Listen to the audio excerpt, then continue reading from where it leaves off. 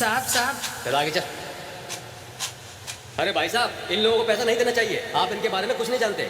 भोली सूरत बनाकर भीख मांगते हैं और रात को फुटपाथ पर बैठकर जुआ खेलते हैं और चरस पीते हैं साले। भीख मांगकर डांस बार में जाते हैं और लौंडिया के ऊपर पैसे उड़ाते हैं। जितनी तुम्हारी सैलरी नहीं होगी उससे ज्यादा इनकी इनकम है। समझ गए ना भाई साहब? क्यों बे, तूने कभी इनमें से किसी को काम दिलवाया? पागल हो गया क्या? इन भिखारियों के लिए मैं काम ढूंढते बैठूंगा तो मैं खुद भिखारी हो जाऊंगा। इनकी भी मजबूरी होती है, कोई खुशी से नहीं करता। हाँ दे दे। ये ले। तुझे तो बुखार है, जाकर आराम कर, भीख क्यों मांगा है? इतना भी बीमार क्यों न रहूं, काम तो करना ही पड़ता है वरना वो मुझे मार डालेंगे। वो कौन? दामू सेठ। बुखार है? डॉक्टर के पास जाना है। सर्दी बुखार सर दर्द जिंदा हो तब तक, मरने के बाद छींक भी नहीं आएगी। मेरे बच्चे को छोड़ दो। अगर रोना है ना तो भीख मांगते टाइम रोना। सुनो, तुम जिंदा रहो या मर जाओ, दिन में 100 रुपए तुम्हें लाना ही होगा, वरना तुम्हारी जिंदगी जहन्नुम बना दूंगा। वो इतना बेरहम है कि छोटे बच्चों की आंखें तक फोड़ देता है।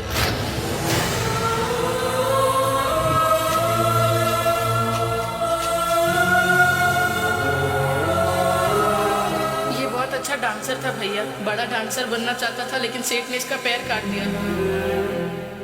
दामू सेठ के आदमी बस स्टॉप, रेलवे स्टेशन, हर जगह पर फैले हुए हैं भैया। जो भी नया बच्चा आता है वो उसे काम का झांसा देकर फंसा लेते हैं।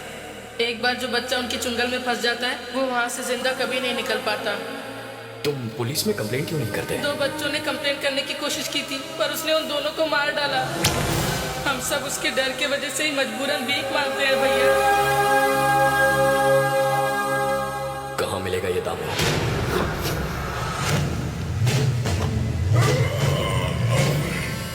तुम सब क्या मेरे बाप की शादी में आए हो या फिर नाइट ड्यूटी वाले हो?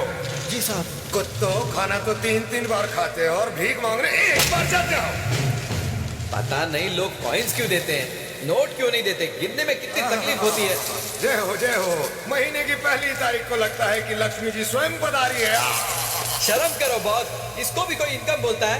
छोटे, पैसा चाहे अंबानी का हो या भीख का, रेट तो वही रहने वाला है ना। अरे छोटे, चिल्लर का भाव मार्केट में नोट से कहीं ज्यादा है। मैं तुझे चिल्लर का गणित समझाता हूँ। हमारे हजारों भिखारियों की फौज 1, 2 और 5 के सिक्के मिलाकर कितना पैसा लाते हैं? अरे मेरे मुन्ना, रकम इतनी बड़ी है कि जब इन बोरियों में नहीं समाती तो तेरे कैलकुलेटर में कैसे फिट होगी? अगर अंडरवर्ल्ड के लोगों को पता लगे कि इस बिजनेस में इतना मुनाफा है तो वो लोग यही धंधा शुरू कर देंगे। आ गया मेरा बेटा, हीरो लग रहा है एकदम। मैं कैसा लग रहा हूँ भाई? मैं 50 करोड़ रुपए लगाकर फिल्म बनाऊंगा और उसमें तुझे हीरो बनाऊंगा। अगर मार्केट के सारे भिखारी भी फिल्म देखेंगे तो सुपर हिट। मुझे हीरो नहीं बनना है, गाना और फाइट मुझे बोरिंग लगते हैं। मुझे विलन वाले कम पसंद है। तो इसमें नया क्या है? मेरी पर्सनालिटी पे वही सूट करता है। कौन है तू? अरे मार क्यों रहा है? अरे बस कर। अरे क्या कर रहा है? वो मर जाएगा। मैं चाहता हूँ ये मर जाए। मेरे एरिया में घुसकर मेरे बेटे को मारता है कौन तू? मैं कुत्ता नहीं जो तेरा इनविटेशन लेकर आऊं, शेर हूँ। तू अपने बेटे को मार खाते नहीं देख सकता, तो फिर कोई माँ बाप अपने मासूम बच्चों को भीख मांगते कैसे देख सकते हैं? फिक्र मत करो, अंधा हो जाएगा और दर्द भी नहीं होगा। रोने पे ध्यान मत दो, अंधा कर दो। बहुत भारी पड़ेगा तुझे, छोड़ दे मेरे बेटे को। तू क्या मदर टेरेसा का शिष्य है जो इन भिखमंगों का मसीहा बन के तू यहाँ आया है? चढ़े, पता इससे कौन हूँ मैं? ये पूरे शहर में दामू सेठ का राज है। ये बूढ़े बच्चों के हाथ पैर काटकर उनसे भीख मंगवाते हैं। और तू तो कितना चिकना है, तुझे तो भीख भी नहीं मिलेगी। चल निकल यहाँ से। बना दो इसे भी भिखमंगा।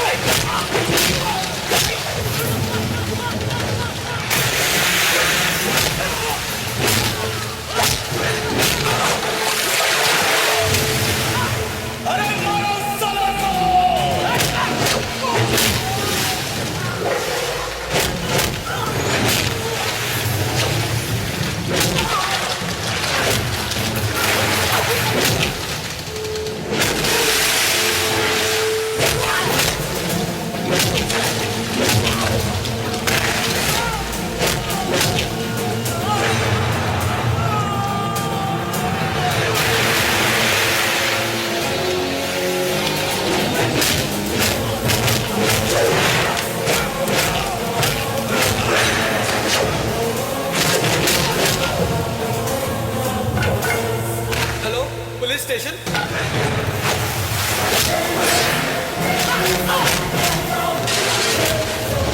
इंसानों से जानवरों जैसा सलूक करता है।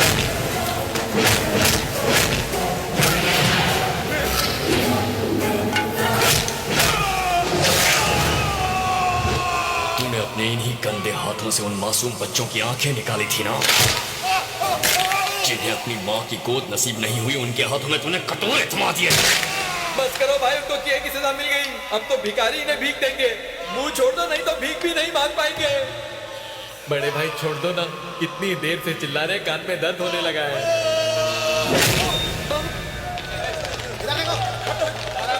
सर बुरा मत मानना, ये सलाम ठोकने की हालत में नहीं है। एक छोटी रिक्वेस्ट है, बस करना। जीप में ले जाने की बजाय इन्हें एम्बुलेंस में ले जाइए, कम से कम चक्की तो पीस पाएंगे।